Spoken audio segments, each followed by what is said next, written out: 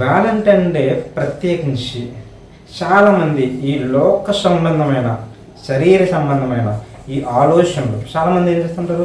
Valentine day రోజు చాలా చోట్ల ఎవరైనా ఒక యూత్ 22 ఏజ్ 25 అరౌండ్ ఏజ్ ఉన్న వాళ్ళు ఏం చేస్తున్నారు, కాలేజ్ స్టూడెంట్స్ వీళ్ళందరూ ఏం చేస్తారంటే బయటకు వెళ్ళి శరీర సంబంధమైన కార్యములు కానీ లేకపోతే లోక సంబంధమైన కార్యముల ద్వారా కానీ తల్లిదండ్రులు బాధ పెట్టడం కానీ బయటకు వెళ్ళిపోతే వ్యర్థమైన పనులు చేస్తున్నారు.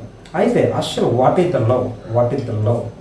వ్యాలంటైన్ డే ఏంటి ప్రత్యేకం? లవ్, ప్రేమను వ్యక్తపరచుకోవడం, ఆ ప్రేమను వ్యక్తపరచుకోవడం, ఒకరిని ఎందుకు ఒకరు ప్రేమను వ్యక్తపరచుకోవడం. అయితే దీనిని చాలామంది ఎలా యూజ్ చేసుకున్నారంటే లోక సంబంధమైన క్రియలకి, శరీర సంబంధమైన క్రియలకి దీన్ని వాడుకున్నారు. నిజమైన ప్రేమ అనేది ఎక్కడ ఉంటుందంటే బైబిల్ గ్రంథంలో ఆ మాట ఉంటుంది. యోహాను సువార్త 15:13 తన స్నేహితుల కొరకు తన ప్రాణము పెట్టువాని కంటే ఎక్కువైన ప్రేమ గలవాడు ఎవడనూ లేడు అని ఇక్కడ రాయబడింది. అంటే ఈ మాటకు అర్థం ఏంటి?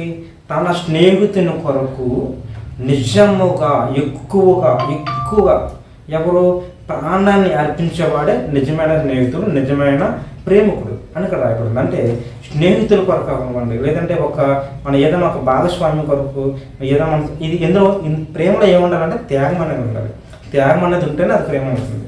త్యాగం అనేది లేకుంటే అది ప్రేమ అవుతుంది. అందుకనే మనము బాగా గమనించినట్లయితే ఈ ప్రపంచం మొత్తంలో లేదంటే సృష్టి మొత్తంలో నిజమైన ప్రేమికుడు ఎవరైనా మనం ఆలోచించినట్లయితే ఒకే ఒక వ్యక్తి.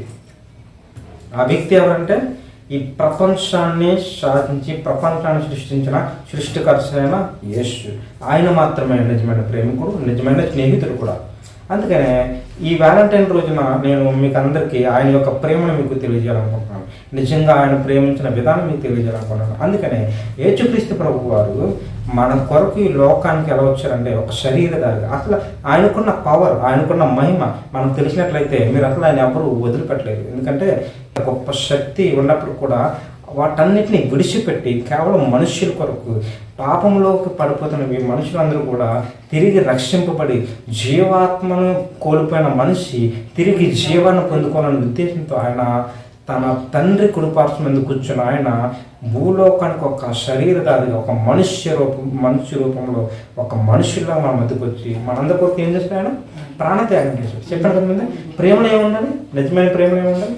త్యాగం ఉండాలి. 1 కొరింథీ పత్రిక 13:4 ఒక మాట ఉంటుంది ప్రేమ గురించి. ప్రేమ దీర్ఘకాలము సహించును, దయ చూపించును, ప్రేమ మత్సరపడదు, ప్రేమ డంబంగా ప్రవర్తింపదు, అది ఉప్పొంగదు, అమర్యాదగా నడవదు, స్వప్రయోజనమును విచారించుకొనదు, త్వరగా కోపపడదు, అపకారమును మనసులో ఉంచుకొనదు, దుర్నీతి విషయమే సంతోషపడక సత్యమంది సంతోషించును, అన్నిటికీ తాళుకొనును, అన్నిటినీ నమ్మును, అన్నిటినీ నిరీక్షించును, అన్నిటినీ ఓర్చును. ప్రేమ శాశ్వత కాలం ఉండును, ప్రవచనమైనను నిరర్ధకములను, భాషలైనను నిలిచిపోవును, జ్ఞానమైనను నిరర్ధకమవును. మనము కొంత మట్టుకు ఎరుగుదము, కొంత మట్టుకు ప్రవచించున్నాము, కానీ పూర్ణమైనది వచ్చినప్పుడు పూర్ణము కానిది నిరర్ధకమవును. అంటే ఇది మొత్తం ఈ వచనం, ఈ అధ్యాయం మొత్తం మనం చదువుకుని ముందుకెళ్ళినప్పుడు 13వ వచనం ఇంకో మాట ఉంటుంది ఏంటంటే, కాగా విశ్వాసము, నిరీక్షణ, ప్రేమ ఈ 3 నిలుచును, వీటిలో శ్రేష్టమైనది ప్రేమ అని ఇక్కడ రాయబడింది. అంటే మనము వీటిని బట్టి అర్థం చేసుకోవాలి ఏంటంటే ప్రేమించే భార్యాభర్తలు కానివ్వండి, కపుల్స్ అవ్వనివ్వండి, ఎవరైనా రక్త సంబంధులు కానివ్వండి, అన్నదమ్ములు అవ్వండి, అన్నచెల్లు అవ్వండి, తండ్రి అవ్వండి, ఏ బంధమైనా ఏముండదంటే కోపం అంటే ఉండదు. అసలు ఒకరి మీద ఒకరి పగ, ఈర్ష్య అలాంటి ఏముండవు ప్రేమలో. అలాగ లేకుండా మనము ఎదుటివారి బాధను మనం అర్థం చేసుకొని వాళ్ళ బాధతో మనం కలిసి ఎదుటివారిని మనకి ఎటువంటి ఇబ్బంది కలిగించకుండా ప్రతి ఒక్కరిని ప్రేమించగలిగి దేవుడు ఒక మాట చెప్పాడు కదా బైబిల్లో, నిన్ను వల్ల నీ పొరుగు వారిని ప్రేమించము. అదే మనమైతే మన శరీరాన్ని మనం ఎలా ప్రేమించుకుంటామో, మన యొక్క జీవిత విధానాన్ని మనం ఎలా ప్రేమించుకుంటామో, మనం ఎలా ఉండాలని మనం అనుకుంటున్నామో అలాగే ఎదుటి వాళ్ళ కొరకు కూడా మనము ఆలోచించగలగాలి. వాళ్ళు కూడా అలా ఉండాలని ఆలోచించగలగాలి. అప్పుడే మనం ఎదుటి వారిని ప్రేమించే వాళ్ళకి అవుతాం. మనం ఎదుటి వారి యొక్క ఆలోచనలకి, వారి యొక్క తలంపులకి మనం ఏం చేయాలి? వాటికి ప్రతిదాన్ని కూడా మనం స్వీకరించాలి. అందుకే ఇలాంటివి ఒకరి యందు ఒకరు ప్రేమ కలిగి లేకపోవడం వల్లే ఈ లోకంలో ఏం జరుగుతుందంటే చాలామంది డివోర్స్ అని, లేకపోతే చాలామంది విడిపోవడం అనేది జరుగుతున్నాయి. సో వీటన్నిటికీ కారణం ఏంటంటే ఒకరి యందు ఒకరికి ప్రేమ లేదు, స్వార్థాలు పెరిగిపోతున్నాయి.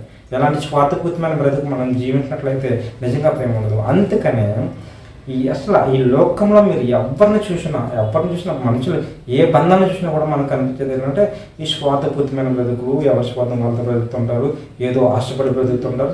ఇవన్నీ పక్కన పెడితే నీ దగ్గర ఏది కూడా ఆశించకుండా ప్రేమించింది ఒకే ఒక్కరు యేసుక్రీస్తు ప్రభువు. ఆయన యొక్క ప్రేమను మనం ఎరిగినట్లయితే ఖచ్చితంగా ఆయన మన కొరకు మరణించాడని, ఆయన మరణించడం అవసరం ఏంటంటే మనందరినీ నిత్య జీవనం ఉంచాలనేది ఆయన యొక్క ఉద్దేశం.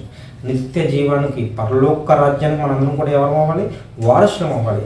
ఆ రీతిగా దేవుడు మనల్ని తీర్చాలనే ఉద్దేశంతోనే మనందరి కొరకు మనం ఎంత భయంకరమైన పాపమైన కూడా మనందరిని కూడా ఆయన ప్రేమించి మన కొరకు ఎందుకు వచ్చే లోకానికి తన యొక్క రక్తాన్ని చిందించి, ఇక్కడ మనం చదువుకున్నాం కదా యోహాను సువార్త 15వ అధ్యాయంలో ఏంటి, నిజమైన స్నేహితుడు తన స్నేహితుని కొరకు ఏం చేస్తాడు? ప్రాణం పెడతాడు. సో ఆ విధంగా మన కొరకు ప్రాణం పెట్టిన యేసుక్రీస్తు ప్రభు గారు ఆయన యొక్క ప్రేమను ఎవరు మర్చిపోవద్దు. ఈ వ్యాలంటైన్స్ డే దిన ప్రత్యేకంగా ఆయన బట్టి మనందరము ప్రేమించగలిగి ఎదుటి వారి పట్ల మనం ప్రేమ కలిగి జీవించినట్లయితే దేవుడు మనందరికీ నిత్య జీవనాన్ని అనుగ్రహించడానికి సిద్ధంగా ఉన్నాడు. దేవుడి కొద్ది మాటలు మీ యొక్క హృదయం నుంచి మిమ్మల్ని అందరినీ దీవించి ఆశీర్వదించును గాక. ఆమేన్.